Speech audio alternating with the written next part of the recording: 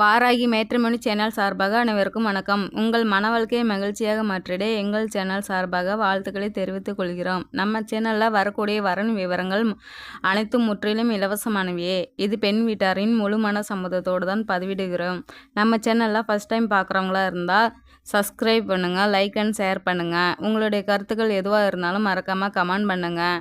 இந்த சேவை முற்றிலும் முழுக்க இலவசமானவையே. சரி வாங்க, இன்றைக்கி இருக்கக்கூடிய சில வரன் விவரங்களை பற்றி பார்க்கலாம். மணமகள் பேர் பார்த்திங்கன்னா சுவாதி, வயது 37 வயது ஆகுது. இவங்களோட ஜாதின்னு பார்த்திங்கன்னா இந்து சமுதாயத்தில் வாணியர் செட்டியார் ஒரு பிரிவை சேர்ந்தவங்கன்னு சொல்லியிருக்கிறாங்க.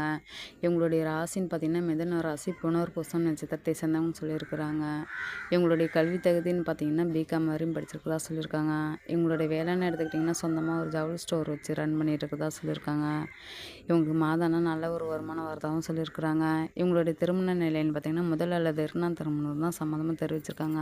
இவங்களுடைய முதல் திருமணத்தில் கணவர் கூட சில கருத்து வேறு காரணமாக கணவர் பிரிஞ்சு தான் இருக்கிறதா சொல்லியிருக்காங்க. இவங்க வந்துட்டு 2 பேருமே சட்ட ரீதியாக டிவோர்ஸ் வாங்கிடுறதாகவும் சொல்லியிருக்கிறாங்க. தனக்கு வரக்கூடிய கணவருக்கும் சட்ட ரீதியாக டிவோர்ஸ் வாங்கியிருக்கணும்னு சொல்லியிருக்காங்க. இவங்களுக்கு குழந்தைங்களெல்லாம் எதுவும் இல்லைன்னு சொல்லியிருக்காங்க. அதே போல் தனக்கு வரக்கூடிய கணவருக்கும் நல்லா படித்து முடிச்சிட்ருக்கிற மாப்பிள்ளை தேவை, குழந்தைகள் இருக்கக்கூடாதுன்னு கண்டிஷனாகவும் சொல்லியிருக்கிறாங்க. இவங்களுடைய வசதின்னு பார்த்திங்கன்னா வீடு வசதி, அடுக்குமுறை கட்டெல்லாம் இருக்கிறதா சொல்லியிருக்காங்க. நகை லேண்டு இதுன்னு சொத்து சுகன்ட்டு நல்லா லக்ஸரியான ஃபேமிலியாக தான் வாழ்ந்துட்டுருக்கதா சொல்லியிருக்கிறாங்க. இவங்களுக்கு வீட்டோட மாப்பிள்ளையே வந்துட்டால் போதும்னு சொல்லியிருக்காங்க. இவங்களுக்கு வீட்டுக்கு ஒரு பொண்ணும் ஒரு பையனும் சொல்லியிருக்காங்க.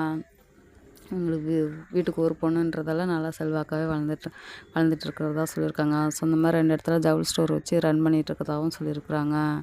பணத்துக்கு பஞ்சமே இல்லை அப்படின்னு சொல்லியிருக்கிறாங்க. தனக்கு வரக்கூடிய கணவருக்கு ஃபினான்ஸ் மூலியமாகவும் ஹெல்ப் பண்ணி தரதாகவும் சொல்லியிருக்காங்க.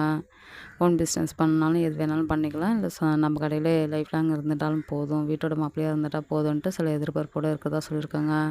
இவங்களுடைய முகவரின்னு பார்த்திங்கன்னா சிதம்பரத்தில் தான் இப்போ இருக்கிறதா சொல்லியிருக்காங்க. இந்த மணமகளில் உங்களுக்கு பிடிச்சிருந்துச்சுன்னா அந்த ஸ்க்ரீனில் தெரிகிற இந்த மின்னஞ்சல் முகவரிக்கு உங்களுக்கு டீட்டெயில்ஸ் எல்லாம் அனுப்பிச்சிட்டிங்கன்னா ஆஃபீஸில் அவங்களே உங்களுக்கு தொடர்பு கொள்வாங்க. அடுத்த மணமகள் பேர் பார்த்திங்கன்னா திவ்யா, வயது 37 வயது ஆகுது. இவங்களுடைய ஜாதின்னு பார்த்திங்கன்னா இந்து சமுதாயத்தில் நாடார் ஊர் பிரிவை சேர்ந்தவங்கன்னு சொல்லியிருக்கிறாங்க. இவங்களுடைய ராசின்னு பார்த்திங்கன்னா மிதனம் ராசி, திருவாதிரை நட்சத்திரத்தை சேர்ந்தவங்கன்னு சொல்லியிருக்கிறாங்க. இவங்களுடைய கல்வி தகுதின்னு பார்த்திங்கன்னா பிகாம் வரையும் படிச்சிருக்கதா சொல்லியிருக்கிறாங்க. இவங்களுடைய வேலைன்னு எடுத்துக்கிட்டிங்கன்னா சொந்தமாக ஜுவல்லரி கடை வச்சுருக்கதா சொல்லியிருக்காங்க. நகை கடை நல்லா வச்சு நல்ல ஒரு வருமானத்தில் வாழ்ந்துட்டுருக்கிறதா சொல்லியிருக்கிறாங்க. இவங்களுடைய திருமண நிலைன்னு பார்த்திங்கன்னா 2ஆம் மனம் தான் சம்மந்தம் தெரிவிச்சிருக்காங்க. இவங்களுடைய முதல் திருமணத்தில் கணவர் கூட வாழ பிடிக்காது, சில கருத்து வேறு காரணமாக கணவரை பிரிஞ்சிருந்தா தான் சொல்லியிருக்காங்க. தனிமையில் பேருக்குன்றதால லைஃப் லாங் தனக்குன்னு ஒரு துணை தேவை அப்படின்றதுக்காக மறு திருமணத்துக்கு சம்மதம் தெரிவிச்சிருக்காங்க. இவங்களுக்கு நான் தன்னை போலவே நல்லா படித்து முடிச்சிட்ருக்கிற மாப்பிளையாக தான் தேவைன்னு சொல்லி கேட்டுருக்குறாங்க. இந்த மணமகளோட முகவரின்னு பார்த்திங்கன்னா மதுரையில் தான் இப்போ இருக்கிறதா சொல்லியிருக்காங்க. இந்த மணமகள் உங்களுக்கு பிடிச்சிருந்துச்சுன்னா அந்த ஸ்க்ரீனில் தெரியுற அந்த மின்னஞ்சல் முகவரிக்கு உங்களுக்கு டீட்டெயில் எல்லாம் அனுப்பிச்சிட்டிங்கன்னா ஆஃபீஸில் அவங்களே உங்களுக்கு தொடர்பு கொள்வாங்க.